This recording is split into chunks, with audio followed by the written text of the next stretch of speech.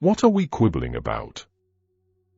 There is no such thing as good or bad fortune for the individual. Things have happened, and what has transpired, ensue an outcome that is only a thing, however may it come to pass. If you are to live for yourself, you must live for your neighbours. The life that you are having now is much dependent on the broad conditions of the ecosystems, which we are part of.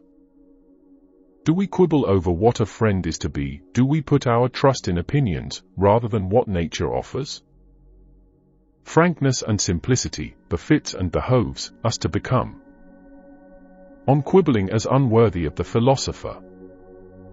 The fact is, the same thing is advantageous to me which is advantageous to you, for I am not your friend unless whatever is at issue concerning you is my concern also. Friendship produces between us a partnership in all our interests.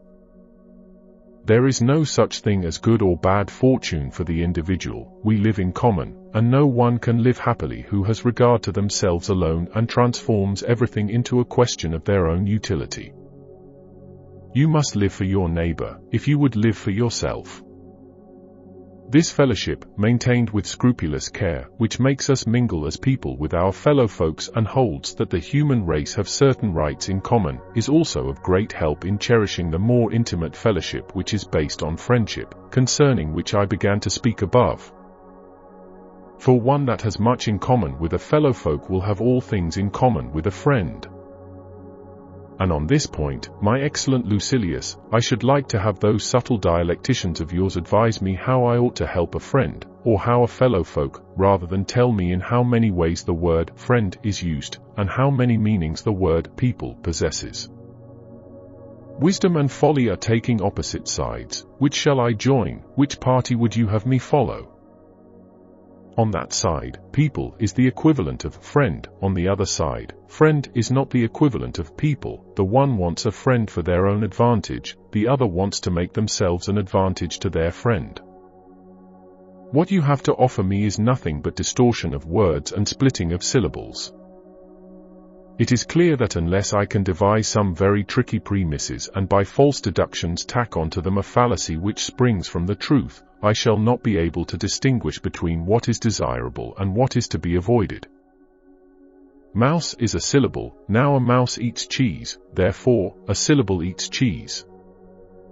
Suppose now that I cannot solve this problem, see what peril hangs over my head as a result of such ignorance, what a scrape I shall be in. Without doubt I must beware, or someday I shall be catching syllables in a mousetrap, or if I grow careless, a book may devour my cheese.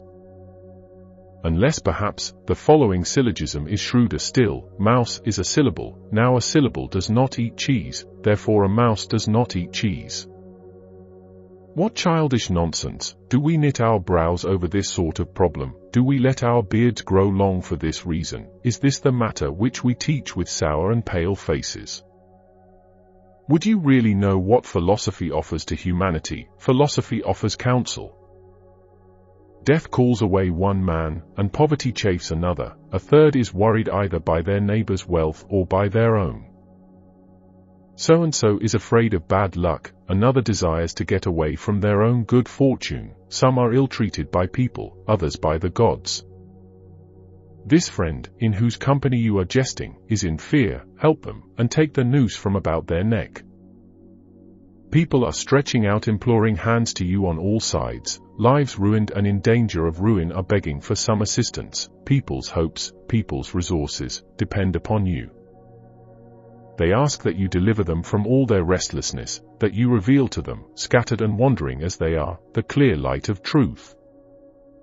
Tell them what nature has made necessary, and what superfluous. Tell them how simple are the laws that it has laid down, how pleasant and unimpeded life is for those who follow these laws, yet how bitter and perplexed it is for those who have put their trust in opinion rather than in nature.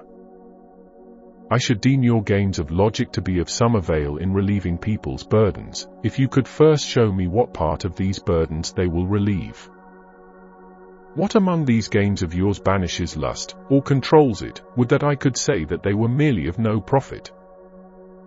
They are positively harmful. I can make it perfectly clear to you whenever you wish, that a noble spirit when involved in such subtleties is impaired and weakened. I am ashamed to say what weapons they supply to people who are destined to go to war with fortune, and how poorly they equip them. Is this the path to the greatest good? Is philosophy to proceed by such claptrap and by quibbles which would be a disgrace and a reproach even for expounders of the law? For what else is it that you people are doing, when you deliberately ensnare the person to whom you are putting questions, than making it appear that the person has lost their case on a technical error? Just as the judge can reinstate those who have lost a suit in this way, so philosophy has reinstated these victims of quibbling to their former condition. Why do you people abandon your mighty promises, and, after having assured me in high-sounding language that you will permit the glitter of gold to dazzle my eyesight no more than the gleam of the sword, and that I shall, with mighty steadfastness, spurn both that which all people crave and that which all people fear? Why do you descend to the ABCs of scholastic pedants? What is your answer? Is this the path to heaven? For that is exactly what philosophy promises, that I shall be made equal to the divine. For this I have been summoned, for this purpose have I come. Philosophy, keep your promise. Therefore, my dear Lucilius, withdraw yourself as far as possible from these exceptions and objections of so-called philosophers. Frankness and simplicity beseem true goodness. Even if there were years left, you would have had to spend them frugally in order to have enough of the necessary things. However, as it is, when your time is so scant, what madness it is to learn superfluous things.